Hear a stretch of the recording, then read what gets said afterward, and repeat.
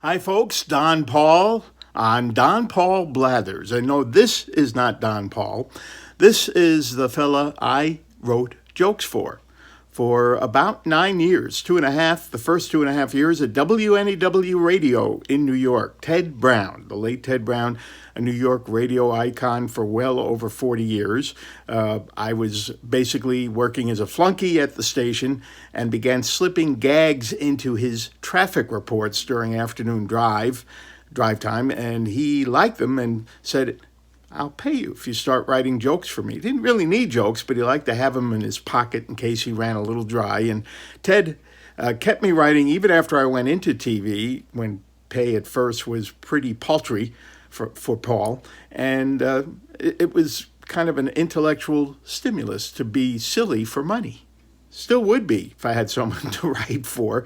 But the fellow who was inspirational to me, and Ted knew I wrote a lot of things in the stylings of this fellow, the late, great Pat McCormick.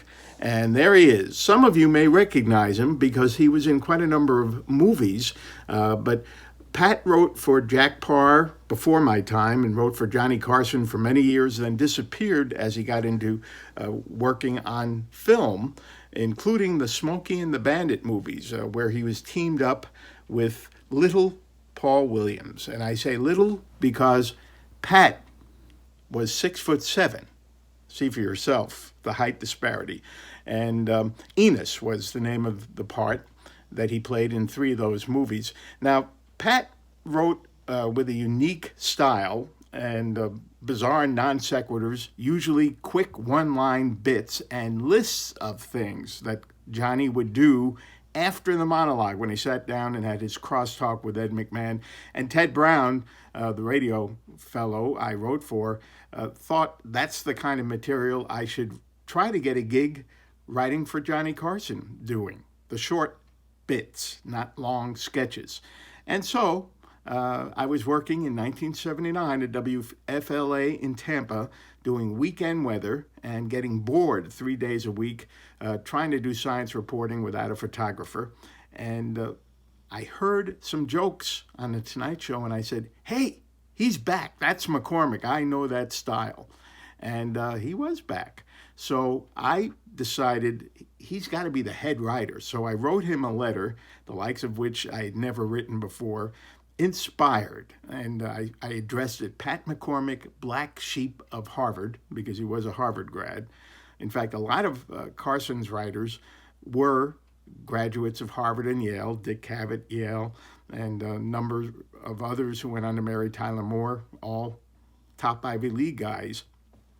And I thought one strike against me was that I couldn't have gotten into any of those schools. But anyway, I got a call after a couple of days from the writer's secretary at Johnny Carson Well, it wasn't Carson Productions yet, but anyway, the secretary told me, Mr. McCormick was very amused by your letter, but he wanted to let you know he is not the head writer. However, he has passed your very amusing letter on to Ray Siller, who is the head writer. In fact, Siller stayed as head writer for the rest of the 12 years to come with Johnny Carson. And Siller liked my stuff, and he sent me a packet of skits they had done, and I'd heard some of them and seen some of them, and said basically, I know you're a meteorologist, but your letter was funny. Let's see if you can write things like this. And I reached a level I doubt I ever could have maintained. I was so thrilled with this chance that I wrote on a yellow legal pad. I couldn't, nonstop bits, just couldn't stop writing. Finally typed them up and sent them. And a week or two later, he called me and said, I really like your stuff. I don't know what's going to happen because you may have read Johnny is thinking of leaving and retiring young. And he was in 1979. He was kind of down. And then a week or two later, I was on the phone with Ray Siller. My parents came up to visit from North Miami Beach, and I was on the phone a long time. And I never was funny around my parents, didn't even try. And my dad, after I hung up, said, who are you talking to? And I said, well, that's Johnny Carson's head writer. And of course, my dad responded, as he should have. What does he want with you? A very good question. Well, Carson did pass me and passed on something of a compliment. He said, this kid writes very much like Pat McCormick, but we already have the real Pat McCormick, so I don't see the point here. Well, a year later, I'm in Detroit, and somehow Ray Siller, Carson had just signed a fantastic new deal which started Carson Productions. Ray Siller said, "Do you still have that stuff? Because I lost it." And I said, "Yeah, I got it." He says, "Well, send it again. He'll never remember it." So I did, and he did. And Mr. Carson chewed out Ray Siller for trying to pass something over on him.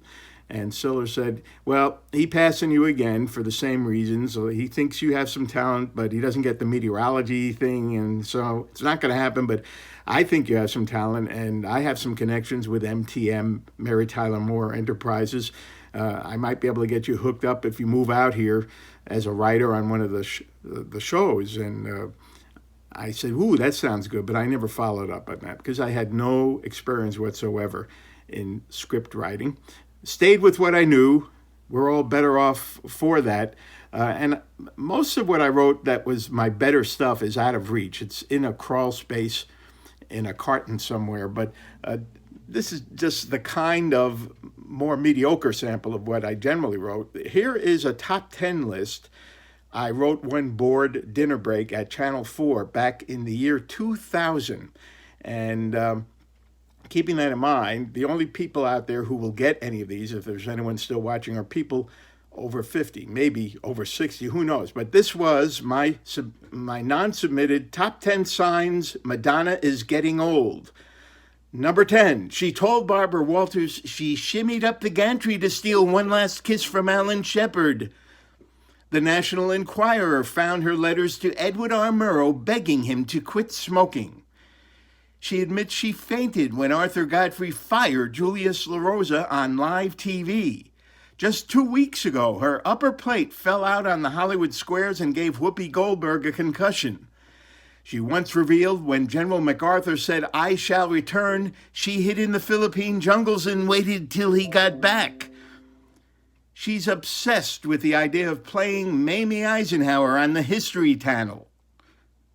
Her knees snap, crackle, and pop so much on stage that Kellogg wants to hire her to do a spot for Rice Krispies. And finally, she thinks Andy Rooney is a punk. Well, there you have it. And now you see why we're all better off. By the way, if it sounded like I was doing a ripoff of the Reginald Van Gleason voice, I was. But if you were a real fan of Carson, so did he. Art Fern, that was pure Reggie Van Gleason. And so I stayed with what I knew, and look where I am now, sitting in front of a computer in my office with 3 sleeping doggies in here. Well, I hope if you stayed through this far that you understand why I stuck with what I allegedly know, about which I will talk to you very soon.